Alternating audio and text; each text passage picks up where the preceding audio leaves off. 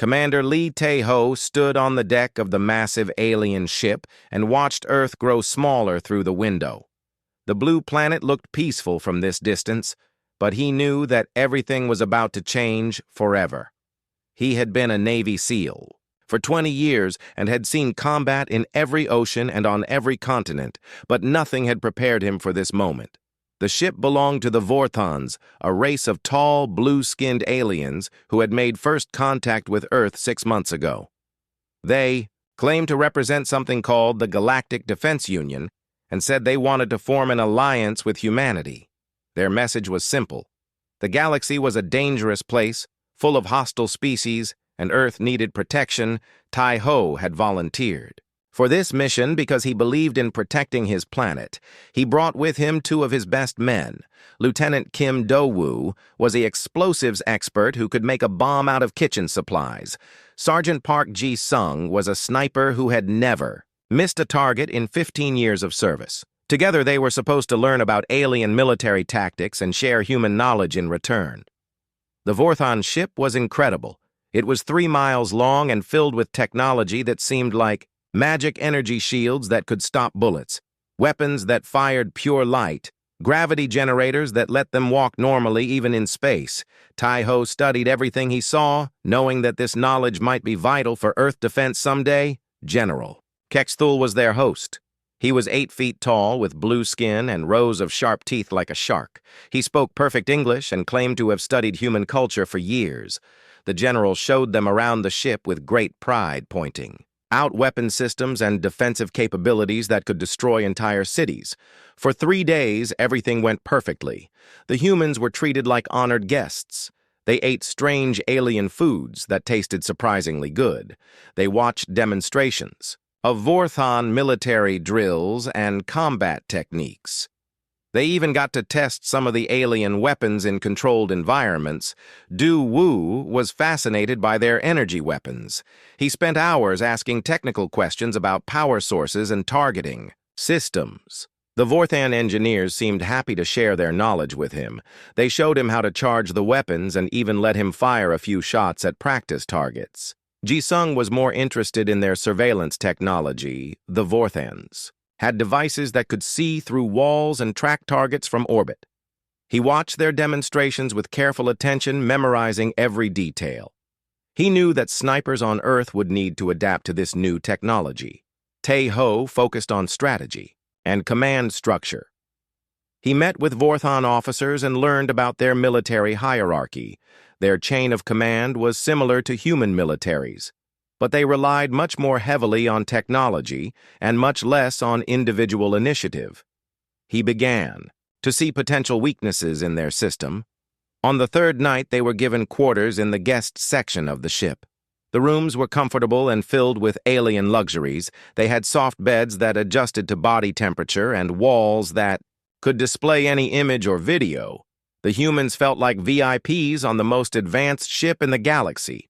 That night, Tae-ho was reviewing his notes when he heard a strange sound in the corridor. It was a low humming noise that he had not heard before. He grabbed his sidearm and moved to the door, but it would not open. The lock had been activated from the outside. He tried the communication system, but it was dead. The walls that had been showing peaceful Earth scenes now displayed only black screens. Something was very wrong, and his SEAL instincts told him they were in immediate danger. Tae-ho banged on the wall that connected to Do-woo's room using Morse code to warn him. The response came back immediately. His teammate was also locked in. Ji-sung responded the same way from the other side. All 3 humans were trapped in their quarters with no way to communicate with the outside. Then the door exploded inward. Energy beams filled the air as Vorthon soldiers rushed into the room. Tae-ho dove behind the bed and returned fire with his pistol, but the bullets bounced harmlessly off their energy shields. The aliens had planned this perfectly. Do-woo burst through the wall between their rooms, covered in dust and carrying an improvised explosive device. He threw it at the attacking soldiers, and the blast knocked several of them down, but more Vorthons poured through the doorway, wearing heavy armor and carrying weapons that crackled with electricity. Ji-sung appeared at the window, having somehow climbed along the outside of the ship. He fired his sniper rifle through the transparent wall, dropping 2 Vorthon soldiers with perfect headshots, but the aliens had overwhelming numbers and superior technology. The battle lasted only 5 minutes. The 3 humans fought with everything they had, but they were outnumbered 50-1. Energy weapons stunned Daewoo first, and he collapsed, twitching on the floor. Ji-sung took a direct hit from some kind of neural disruptor and fell. Unconscious, immediately Tae-ho kept fighting, even as alien soldiers surrounded him. He used hand-to-hand combat techniques to disarm 2 Vorthons and managed to grab one of their energy rifles. But before he could fire it, General Kexthul entered the room carrying a device that looked like a glowing whip. The energy whip wrapped around Tae-ho's arms and legs, sending waves of pain through his entire body. He collapsed to his knees as the weapon drained his strength.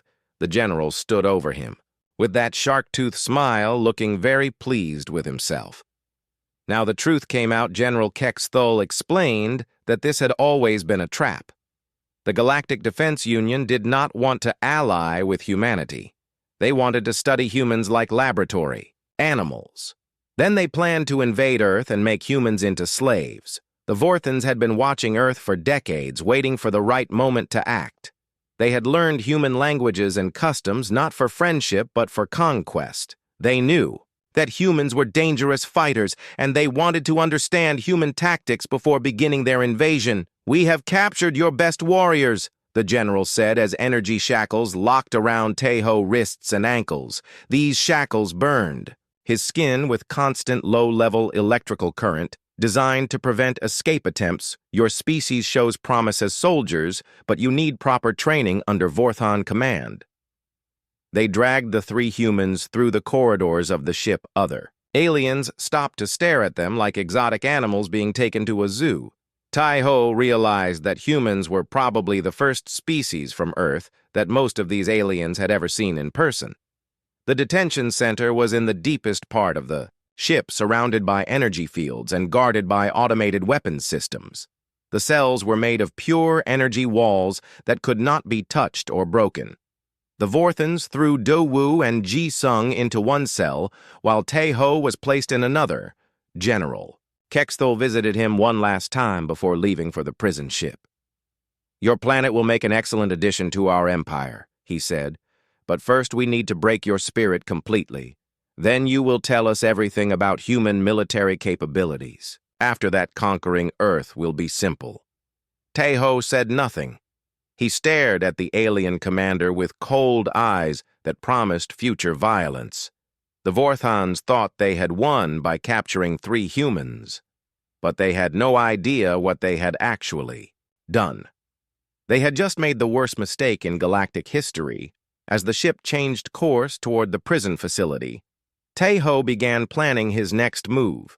The Vorthons had superior technology and numbers, but they had made one critical error. They had underestimated human determination and ingenuity. They were about to learn why Navy SEALs never quit and never surrender.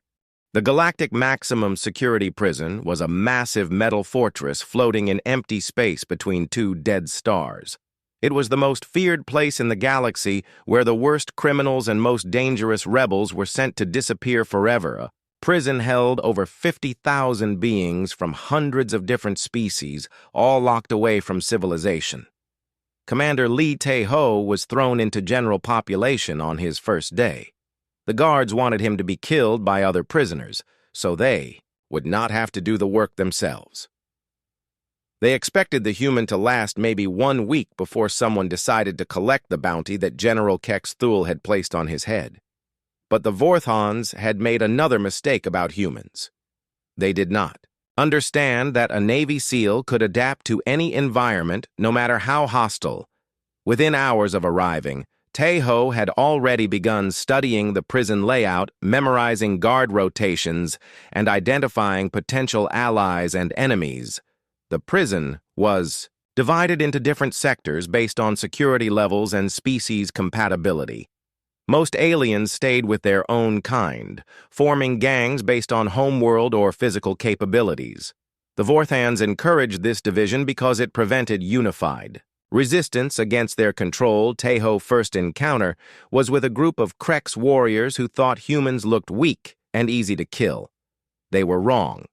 The Krex were 7 feet tall, with rock-hard skin and claws like knives, but they had never fought someone with advanced military training.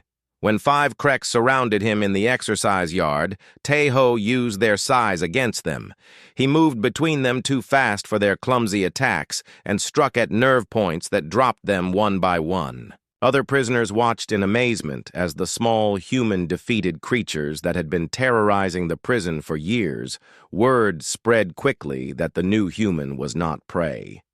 After that first fight, Teho was approached by different groups who wanted to test him, recruit him, or learn from him. He handled each situation carefully, building a reputation for being dangerous, but fair. His most important meeting was with Kazuki, a warrior from the fallen Zenith Empire. Kazuki had been a military commander before his homeworld was destroyed by Vorthan planet-killer weapons.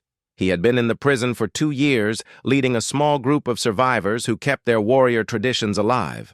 Kazuki was impressed by Teho's fighting skills, but more interested in his tactical mind. They met in secret locations throughout the prison, discussing military strategy and sharing knowledge about their enemies. Kazuki knew details about Vorthan weaknesses that he had learned during the war. The second valuable ally was Elena, a fierce woman from the mining colonies who had led a rebellion against Vorthan occupation forces. She was an expert in guerrilla warfare and sabotage, with knowledge of how to turn industrial equipment into weapons. Her rebellion had lasted 3 years before she was finally captured. Elena was suspicious of Teho at first because humans were unknown in the galaxy. But when she saw how he treated weaker prisoners with respect and protected them from bullies, she began to trust him. She shared her knowledge of prison security systems and guard psychology. The most important ally was Dr. Rylan, an elderly human scientist who had been imprisoned 3 years earlier. Rylan had refused to develop biological weapons for the Vorthans, so they locked him away to prevent other species from using his knowledge. Finding another human in this nightmare place was like discovering a brother. Dr. Rylan had spent his time in prison studying every system and routine. He knew which guards could be bribed, which security cameras had blind spots, and which maintenance tunnels were unmonitored. He had been waiting for the right opportunity to escape, but knew he could never do it alone. Together, the 5 beings formed a secret alliance that cut across all species barriers. Teho provided military leadership and tactical planning. Kazuki offered warrior skills and knowledge of Vorthan combat techniques. Elena contributed sabotage expertise and guerrilla warfare. Experienced Dr. Rylan supplied technical knowledge and scientific problem-solving. They began meeting in the waste processing area where the noise of machinery would cover their conversations. The smell was terrible, but it was the only place in the prison that had no surveillance devices. They used this time to plan something that had never been attempted before, a complete prison. Teho realized that simply escaping would not be enough. The Vorthans would just recapture them or destroy Earth in revenge. Instead, he began planning something much more ambitious. He wanted to turn the entire prison population into an army of liberation. The plan required months of careful preparation. They needed to identify every prisoner who could be trusted to fight rather than run. They had to map every security system and find ways to disable them. They needed to stockpile weapons and equipment for thousands of beings. Most importantly, they had to do all this without alerting the guards. The Vorthans used mind-reading technology during random inspections, so the conspirators had to learn to hide their thoughts and intentions. They practiced meditation techniques and memory-blocking exercises. During this time, Teho endured regular interrogation sessions. The Vorthans wanted information about Earth military capabilities and human psychology. They used pain devices, neural probes, and psychological torture trying to break his resistance. Every session was agony, but it also provided intelligence-gathering opportunities. Tae-ho learned about Vorthan technology weaknesses during these torture sessions. He discovered that their energy weapons overheated after prolonged use. Their mind-reading devices could be confused by rapid, emotional changes. Their armor had weak points at joint connections. He also learned about the broader galactic situation. The Vorthan Empire controlled over 1,000 worlds through fear and superior technology. But there were resistance movements. On dozens of planets, and several species had never fully surrendered. Their empire was stronger than it appeared, but not as stable. Each piece of information was carefully memorized and shared with his allies during their secret meetings. They began to see patterns in Vorthan behavior and identify opportunities for exploitation. The prison that was supposed to break them was actually teaching them how to fight back. As months passed, their network grew larger. More prisoners were recruited too. The cause, including representatives from species that had been enemies for centuries, Tae-ho's unique combination of military expertise and natural leadership began uniting beings who had never worked together before. The Vorthans noticed increased cooperation among prisoners, but attributed it to normal adaptation to prison life. They had no idea that their most secure facility was being turned into a training ground for the largest rebellion in galactic history. Dr. Rylan made a breakthrough. When he discovered how to access the prison's central computer system using maintenance terminals, the security codes changed daily, but followed a pattern based on Vorthan mathematical principles that he could predict with careful observation. Elena identified several Vorthan guards who were sympathetic to prisoner complaints. These guards could potentially be turned into allies or at least neutralized during the escape attempt. She began building relationships with them through small acts of cooperation. Kazuki started training volunteer prisoners in basic combat techniques using improvised weapons made from prison materials. Spoons became knives, bed sheets became ropes, and cleaning chemicals became explosives. Under his creative instruction, Tae-ho coordinated everything while maintaining his cover as just another prisoner serving his sentence. He used his SEAL training to stay in peak physical condition despite the poor food and harsh conditions. He knew that when the time came, he would need every advantage. 6 months after arriving at the prison, Tae-ho was ready to implement the most audacious escape plan in galactic history. But this was not just about getting out. It was about turning the galaxy's most secure prison into the launching point for total war against the Vorthan Empire. The Vorthans thought they had buried their human problem in the deepest hole they could find. Instead, they had given him exactly what he needed, an army of angry warriors with nothing left to lose. The monthly supply delivery to the Galactic Maximum Security Prison was always the same routine. Massive cargo ships would dock at the loading bays while security systems were temporarily reduced to allow for equipment transfers. It was the only time when the prison defenses showed any weakness, and Commander Lee Tae-ho had been waiting 6 months for this moment. At exactly 0347 hours when the cargo ships began their docking sequence, Tae-ho gave the signal that would change galactic history forever. A single hand gesture in the exercise yard that looked like stretching, but meant that Operation Liberation was beginning. Every conspirator throughout the prison knew what to do. Dr. Rylan was the first to act from his position in the maintenance section. He had spent months learning the prison computer systems and had prepared a virus that would disable security cameras throughout the facility. When he uploaded his program, the guards suddenly found themselves blind in dozens of corridors. Elena struck next, leading her team to the weapons storage area using maintenance tunnels that she had mapped over many months. She had trained 20 female prisoners from different species in stealth and sabotage techniques. They moved like shadows through the service passages. The weapons vault was protected by energy barriers and automated defense systems, but Elena had learned the guard rotation patterns and knew exactly when to strike. Her team disabled the power generators using explosives, made from cleaning supplies and medical equipment. Kazuki led the frontal assault on the main guard station with 50 warrior prisoners from a dozen different species. They had trained in secret for months using improvised weapons and coordinated attack formations. The guards were caught completely off guard by organized resistance. The Vorthon security forces had never faced anything like military tactics adapted for prison warfare. Tai-Ho had taught his followers how to use their environment as a weapon. Tables became shields, pipes became clubs, and even eating utensils became deadly projectiles in trained hands.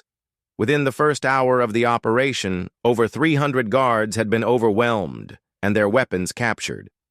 The automated defense systems were useless without central computer control, and the security barriers began failing one by one as power systems were systematically destroyed.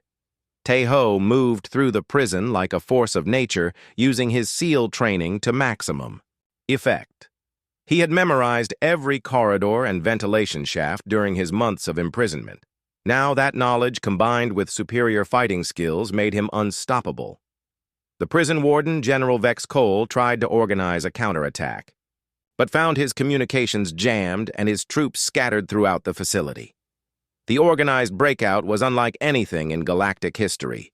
Most prison riots were chaotic and easily contained, but this was a military operation. By the third hour, every cell block had been liberated, and thousands of prisoners were joining the revolt species that had been enemies for centuries, fought side by side against their Vorthon captors.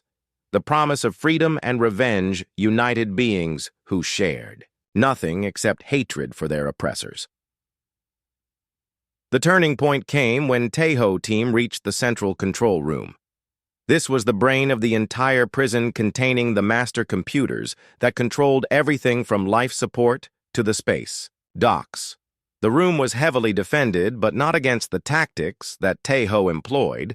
Using diversionary attacks and coordinated strikes, his team overwhelmed the control room defenses. Dr. Rylan immediately began downloading every file in the prison database. This information included guard schedules, prisoner records, and most importantly, detailed intelligence about other Vorthon military installations. But Tai-Ho had bigger plans than just escaping. The supply ships docked at the prison were military vessels with weapon systems and faster-than-light travel capability. Instead of just breaking out, he intended to capture an entire fleet and turn it against the Vorthon Empire.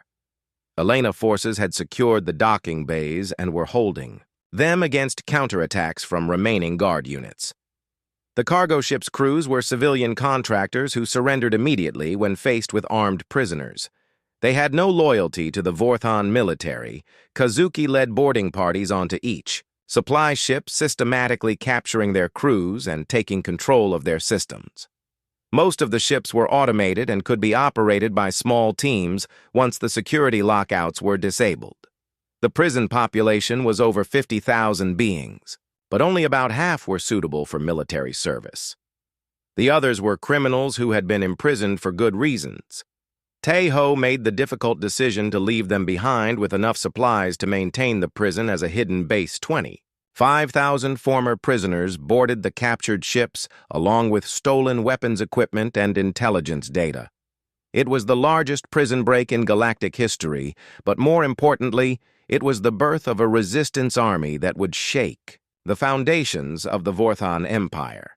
The escape fleet consisted of 37 ships ranging from small cargo vessels to large military transports. They had enough firepower to destroy small installations and enough stealth capability to avoid major Vorthon fleets. The key was to strike fast and disappear before reinforcements arrived. Tai-Ho established his command center on the largest captured ship and immediately began planning their first military operation. The prison database had revealed the locations of other prison facilities and detention centers throughout Vorthon space. Each one contained potential recruits for his growing army. The first target was a labor camp on the mining world of Kepler-7, where political prisoners from conquered worlds were forced to extract rare minerals for the Vorthon war machine. The facility was lightly guarded because escape was considered impossible from such a remote location. The attack on Kepler-7 was a complete surprise. Tai-ho. Forces struck at dawn using tactics that the guards had never encountered before. They disabled communications first, then systematically took control of each section of the mining complex. The liberation took less than 4 hours. 8,000. New recruits joined the resistance army along with industrial equipment that could be converted to military use. The mining operation had been producing materials for Vorthon warship construction. Now those same materials would be used against their former masters. Each successful operation brought more volunteers and more intelligence about Vorthon weaknesses. Species that had been conquered decades ago suddenly had hope that freedom was possible. The resistance network began growing exponentially as word spread through underground channels. Within 3 months of the prison break, Tai-ho commanded a fleet of over 100 ships and an army of nearly 100,000 beings from dozens of different species. They operated from hidden bases in asteroid fields and abandoned star systems, constantly moving to avoid detection. The Vorthon military was struggling to respond to this new threat. Their forces were designed for conventional warfare against planetary governments, not guerrilla campaigns fought across interstellar distances. They kept sending larger fleets to hunt for the resistance, but always arrived too late. Tai-ho had learned important lessons about galactic warfare from his alien allies. Different species brought different capabilities to the resistance. Some were natural pilots, others were expert engineers, and still others were masters of stealth and infiltration. The key to success was coordination and communication. Tai-ho established a command structure that allowed for rapid decision-making while still taking advantage of each species' unique strengths. Human military doctrine proved remarkably adaptable to alien capabilities, but the most important element was morale. For the first time in centuries, oppressed beings throughout the galaxy believed they could actually win against the Vorthon Empire. The human commander had proven that superior technology could be defeated by superior tactics and determination. The Galactic Defense Union High Command was forced to acknowledge that they faced something unprecedented. A coordinated galaxy-wide resistance movement led by a species they had tried to dismiss as primitive. The humans were proving far more dangerous than anyone had imagined. General Kex-Thul, the Vorthon officer who had originally captured Tai-ho, received reports of the prison break with growing alarm. He had been promoted for his successful mission to Earth, but now his career was threatened by the consequences of that same mission. The alien commander began to realize that capturing the human warrior had been the worst mistake in Vorthon military history. Instead of gaining intelligence about human capabilities, they had created their most dangerous enemy and given him an army to command. As resistance victories mounted and Vorthon casualties increased throughout the galaxy, one thing became clear. The empire that had ruled through fear and technological superiority was facing an opponent who understood that wars are won by superior strategy, not superior weapons. The escaped prisoners had become something much more dangerous than criminals or rebels. They had become soldiers in a galactic war for freedom, and their human commander was teaching them how to win. 1 year after the Great Prison Break, Commander Lee Tai-ho had become the most feared name in the galaxy. The Vorthon Empire offered rewards for his capture that could buy entire star systems, but no one dared to try collecting them. The human warrior had built something that the galaxy had never seen before, a unified resistance movement that spanned thousands of worlds. The resistance fleet now numbered over 300 ships, hidden in bases throughout the Outer Rim territories. They operated from hollowed-out asteroids, abandoned space stations, and the ruins of worlds that the Vorthans had destroyed.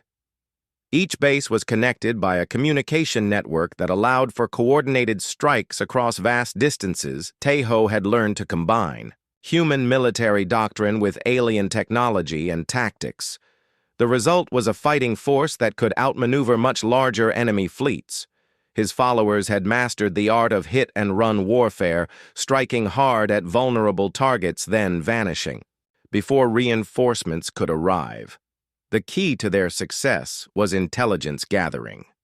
Dr. Rylan had established a network of informants throughout Vorthon space. Many of these were members of conquered species who worked in Vorthon facilities and passed information to the Resistance. Others were Vorthon citizens who had grown tired of their government, endless wars. Captain Song Yu-jin had been one of the most valuable defectors. She had served as a communications officer on Vorthon warships. Before witnessing the massacre of civilian refugees who were trying to surrender, her conscience would not allow her to continue serving such a brutal regime. Yu-jin brought with her detailed knowledge of Vorthon military codes, fleet movements, and command procedures. This intelligence allowed the Resistance to intercept enemy communications and predict their operations. Sometimes Taeho forces knew about Vorthon plans before the field commanders received their orders. The Resistance had also developed new technologies by combining human creativity with alien engineering. Dr. Rylan led a team of scientists and engineers from dozens of species who worked together to create hybrid weapons and defensive systems that the Vorthons had never encountered. Their greatest innovation was stealth technology that could hide entire fleets from Vorthon sensors. By combining alien cloaking devices with human electronic warfare techniques, they could approach targets completely undetected. First sign of attack was often the explosions that destroyed enemy installations. But technology alone was not enough to win the war. Taeho's greatest weapon was hope. For centuries, the peoples of the galaxy had accepted Vorthon rule because resistance seemed impossible. Now they saw that the Empire could be defeated, and rebellions began sprouting on worlds throughout Vorthon space. The liberation of Centauri Prime was the turning point that convinced the galaxy the Resistance could win major victories. The planet was a key industrial world that produced components for Vorthon warships. It was heavily defended by orbital platforms and a large garrison force. Taeho spent months planning the operation, studying every defensive system and identifying critical vulnerabilities. The attack began with sabotage teams that had infiltrated the planet months earlier. They disabled power generators and communication arrays at precisely the right moment. The space battle lasted 18 hours and involved over 200 ships. The Resistance fleet used tactics that confused and overwhelmed the Vorthon defenders. Feint attacks drew their forces out of position, while the real assault struck at undefended targets. When the orbital defenses fell, Resistance ground forces landed on the planet and began coordinating with local rebels. The population had been waiting for this moment for decades and rose up to support the liberation forces. The planetary government collapsed within days. The victory at Centauri Prime had consequences that reached across the galaxy. Vorthon industrial production dropped by 15% as other factory worlds experienced strikes and sabotage. The Empire economy began showing strain under the pressure of constant warfare. More importantly, the liberation proved that major Vorthon strongholds could be taken and held. The Resistance was no longer just a guerrilla movement. It was becoming an alternative government for the peoples of the galaxy conquered. Species began openly supporting the Resistance cause. Taeho established the Galactic Liberation Council to coordinate political and military activities.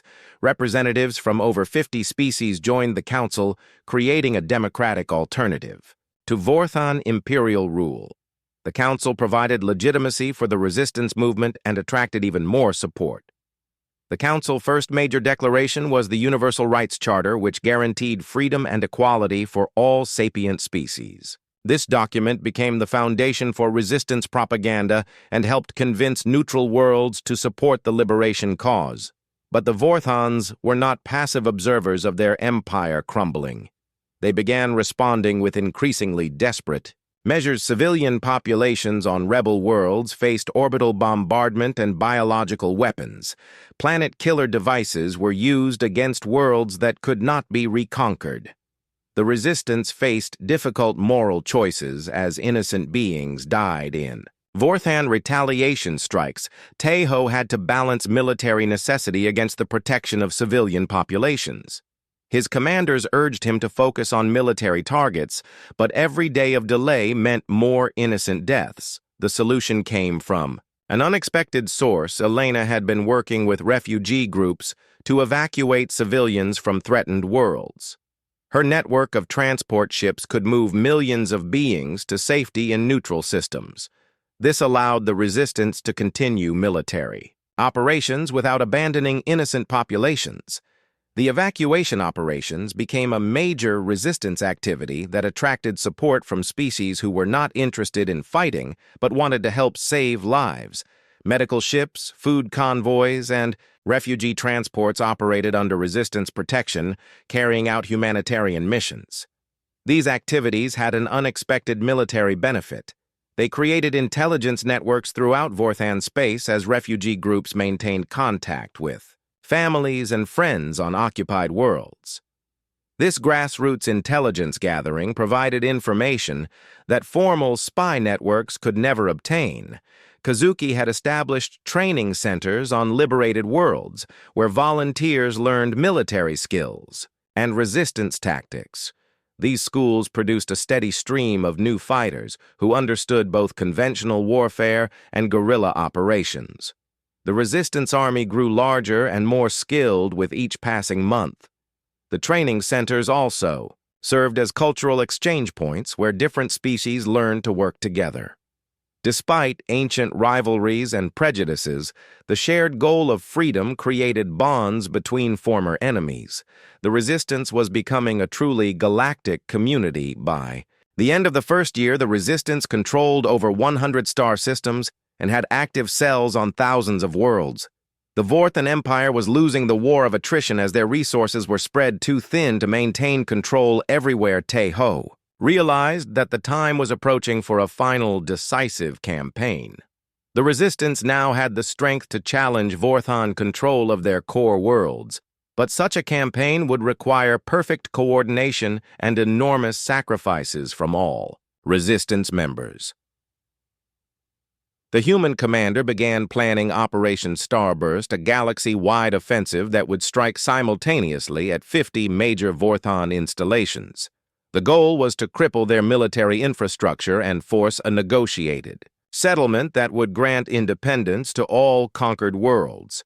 But as intelligence reports came in about Vorthan countermeasures, Taeho began to understand that the enemy was planning something desperate. Admiral Zekmor had been given unlimited authority to crush the resistance, and he was known for his willingness to commit atrocities. The final phase of the Galactic War was about to begin, and both sides knew that only one could survive. The resistance had grown from a prison break into a galactic revolution, but the hardest battles still lay ahead. The Vorthans were preparing to unleash weapons that could destroy entire star systems rather than allow their empire to fall. The resistance would need every advantage that human determination and alien cooperation could provide to survive what was coming. Taeho stood on the bridge of his flagship, looking at tactical displays that showed resistance forces throughout the galaxy. He had come so far from that moment when he volunteered for a simple diplomatic mission. Now he commanded an army that would determine the fate of trillions of beings.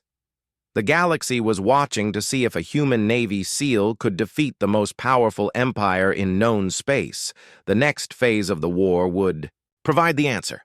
The Vorthan High Command emergency session lasted 3 days and nights as the Empire's most powerful leaders struggled to find a solution to their growing crisis. The human resistance had spread across half the galaxy and traditional military responses were failing. Admiral Zekmor sat quietly while his colleagues argued, knowing that he would soon receive the authority he needed. Zekmor was the Empire's greatest military strategist, a cold, calculating genius who had crushed rebellions on over 200 worlds. He had studied every battle that Commander Lee Taeho had fought, analyzing patterns, weaknesses, and tactical preferences. The Admiral believed he understood how the human mind worked. The final decision was unanimous. Admiral Zekmor would receive unlimited resources and authority to end the human threat permanently. He could use any weapons necessary, including planet killers and biological warfare agents. The survival of the Empire was more important than civilian casualties. Operation. Final Hunt began with the largest military mobilization in Vorthon history. Over 5,000 warships were assembled from every corner of the Empire, along with their most advanced weapon systems and most experienced crews. The fleet was large. Enough to conquer entire sectors. Zekmor's strategy was brutal but effective. He would force the human commander to abandon guerrilla tactics and fight a conventional battle where Vorthon technological superiority would be decisive. The method would be terror on an unprecedented scale. The first target was New Geneva, a peaceful agricultural world that had declared independence and joined the resistance. The planet had no military value, but it was home to 3 million beings from dozens of species, including many families of resistance fighters. The orbital bombardment began without warning. Energy beams from 50 warships turned cities to glass and boiled the oceans. The atmosphere caught fire as incendiary weapons ignited everything that could burn. The planet died in 6 hours, while Vorthon broadcasts carried the destruction across the galaxy. Admiral Zekmor's personal message was transmitted to every world in resistance territory.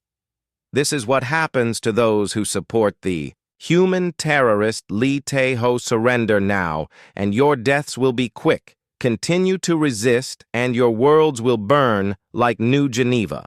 The terror campaign worked exactly as planned. Resistance recruitment dropped dramatically as species reconsidered the cost of opposing the Empire. Several worlds withdrew their support for the liberation movement, and some resistance commanders began questioning their human leader, but Zekmor was not finished. 3 more agricultural worlds suffered the same fate as New Geneva, followed by a mining colony and 2 trading stations. The message was clear. The Empire would kill anyone who supported the resistance, regardless of their military importance. Tae-ho watched the destruction from his command ship, surrounded by alien allies who were struggling with despair and rage. The Vorthon strategy was forcing him to choose between his principles and his mission. Every day he remained hidden. More innocent beings died. Captain Yujin urged him to maintain their guerrilla strategy, arguing that conventional battle would mean the destruction of everything they had built. Dr. Rylan agreed, pointing out that the resistance technology was still inferior to Empire weapons systems, but Elena and Kazuki saw the situation differently. They argued that the resistance had a moral obligation to protect civilian populations, even if it meant accepting a disadvantageous battle. The terror campaign would continue until Tae-ho agreed to face Zekmor directly. Debate raged for weeks, while Vorthon fleets continued their systematic destruction of resistance, supporting worlds. The psychological pressure was enormous, as Tae-ho watched his life work being undermined by an enemy who was willing to commit genocide. The breaking point came when Zekmor forces attacked a refugee convoy carrying survivors from the destroyed worlds. The transport ships were clearly marked as civilian vessels, but the Vorthon warships destroyed them anyway. 2 million beings died in the vacuum of space. Tae-ho made his decision that night standing alone on the observation deck of his flagship. He activated the emergency communication system that could reach every resistance cell throughout the galaxy. His message was brief, but it shocked everyone who heard it. The human commander announced that he would surrender himself to Admiral Zekmor in exchange for an end to attacks on civilian targets. The resistance would be allowed to evacuate non-combatants to neutral territory while he faced Vorthon justice alone. The reaction was immediate and overwhelming. Every resistance leader from every species demanded that he reconsider. Millions of beings owed their freedom to his leadership, and they were not willing to see him sacrifice himself for a temporary ceasefire. But Tae-ho had made up his mind. This was not just about military strategy. It was about the kind of leader he wanted to be. A Navy SEAL never abandons his mission. but he also never abandons innocent people who depend on him for protection. Dr. Rylan was the first to understand that their commander had another plan. The elderly scientist had worked with Tae-ho long enough to recognize when he was preparing something unexpected. The surrender announcement was not what it appeared to be. Secret meetings were held throughout the Resistance fleet as senior commanders tried to understand what their leader was really planning. The humans' previous operations had always involved misdirection and careful preparation. This surrender felt different, but still calculated. Yu-jin discovered the truth when she accessed Tae-ho personal files using her communications expertise. Hidden in routine reports and supply requisitions was a complex operation that had been in preparation for months. The surrender was the final phase of his most ambitious plan operation. Phoenix required perfect timing and coordination from every resistance cell in the galaxy. The surrender ceremony would become the signal for simultaneous attacks on Vorthon installations throughout the Empire. While their attention was focused on capturing the human commander, their defenses would be at their weakest. The plan was incredibly dangerous because it relied on Tae-ho surviving long enough in Vorthon custody to coordinate the final phase, but his followers had learned to trust his tactical genius, even when they could not understand his methods. Admiral Zekmor received the surrender offer with satisfaction, believing that he had finally broken the human spirit. The ceremony would be held on Vorthos Prime, the Empire capital world, in front of representatives from every major species. The execution would be broadcast across the galaxy as the surrender negotiations continued. Tae-ho made final preparations for what he knew would be his most important mission. Everything depended on timing, intelligence, and the loyalty of beings he had trained to think beyond their own survival. The Resistance fleet began moving to predetermined positions throughout Vorthon space, disguised as routine patrol activities. Each ship carried special equipment and personnel for specific targets. The galaxy's largest coordinated military operation was taking shape. Elena led teams that had infiltrated major Vorthon worlds months earlier, posing as refugees, traders, and workers. These sleeper agents would activate when they received the signal, providing intelligence and sabotage support for the main attacks. Kazuki commanded the reserve forces that would exploit whatever advantages the initial strikes created. His warriors were ready to seize key installations and hold them against counterattacks until the main resistance fleet could arrive. Dr. Rylan had spent months preparing his greatest contribution to the cause, a computer virus specifically designed to target Vorthon military networks. The virus would spread through their communication systems when Tae-ho's surrender was broadcast, creating chaos throughout their command structure as the date for the surrender ceremony approached. Resistance members throughout the galaxy prepared for their most important battle. The human commander had given them hope when they had none, taught them to fight when they felt helpless, and shown them that freedom was worth any sacrifice.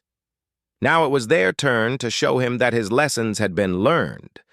The student had become the teacher, but the teacher still had one final lesson to give. The Vorthans thought they were about to witness the execution of their greatest enemy. Instead, they were about to learn why capturing a Navy SEAL was the worst mistake in galactic history. The hunter was about to become the hunted, and the empire that ruled through fear was about to discover what real terror felt like. The galaxy held its breath as two master strategists prepared for their final confrontation. Only one would survive, but the outcome would determine the fate of trillions of beings across thousands of worlds. The age of Vorthon. Dominance was ending. The question was what would rise to take its place. The execution ceremony on Vorthos Prime was the largest public event in Vorthon history. Billions of beings throughout the Empire watched as their greatest enemy was brought in chains to face imperial justice.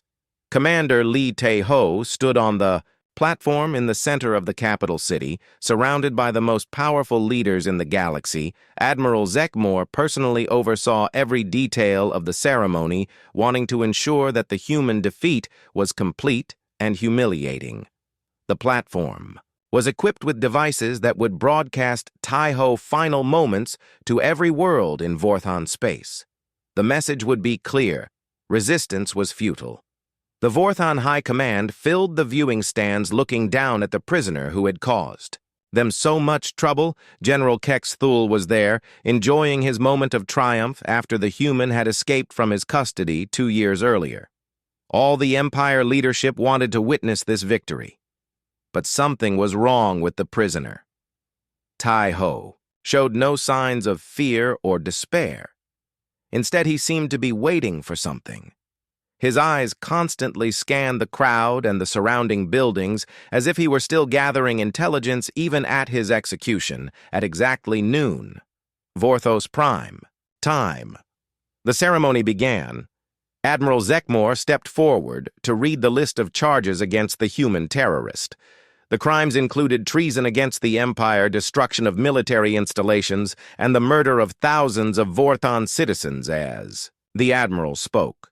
Taiho raised his chained hands and made a gesture that looked like he was trying to block the sun from his eyes.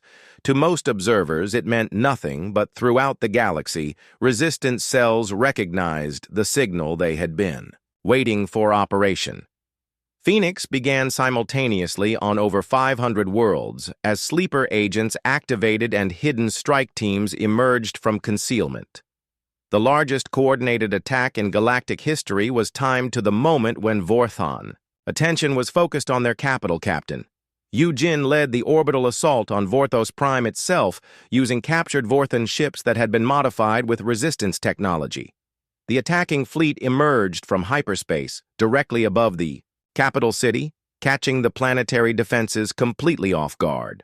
Elena forces struck at communication centers throughout the Empire, cutting the links between Vorthan command posts and their field units.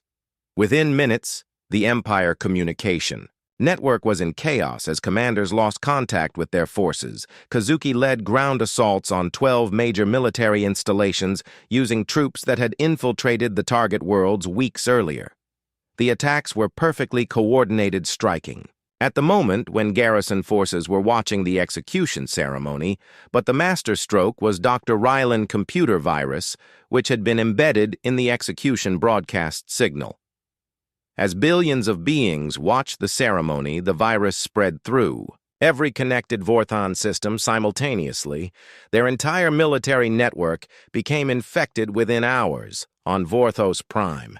The execution ceremony turned into chaos as explosions erupted throughout the city. Resistance fighters emerged from hiding places they had occupied for months, turning the capital into a battlefield. The Vorthan leadership found themselves under attack in their most secure location. Taiho broke free from his chains, using lock-picking skills he had learned during SEAL training. The energy shackles had been designed to prevent escape by brute force, but not by someone who understood their electronic systems. Admiral Zekmore watched in horror as his prisoner became his hunter. The battle for the capital lasted 6 hours as resistance forces fought their way through Vorthon defenses toward the government complex. Taiho led from the front, using weapons taken from his guards and fighting skills that amazed even his alien allies. General Kex Thul tried to escape in a military transport, but found his ship systems infected by the resistance virus. His vessel crashed in the city outskirts, where Elena forces captured him alive. The alien who had started this war by betraying human diplomats would face justice. Admiral Zekmore made his last stand in the Imperial throne room, surrounded by his personal guard, but outnumbered by resistance fighters from dozens of species. The Admiral had been a brilliant strategist, but he had never faced an opponent who combined human determination with galactic resources. The end came when Taiho entered the throne room carrying weapons from fallen enemies and followed by warriors he had trained in guerrilla tactics.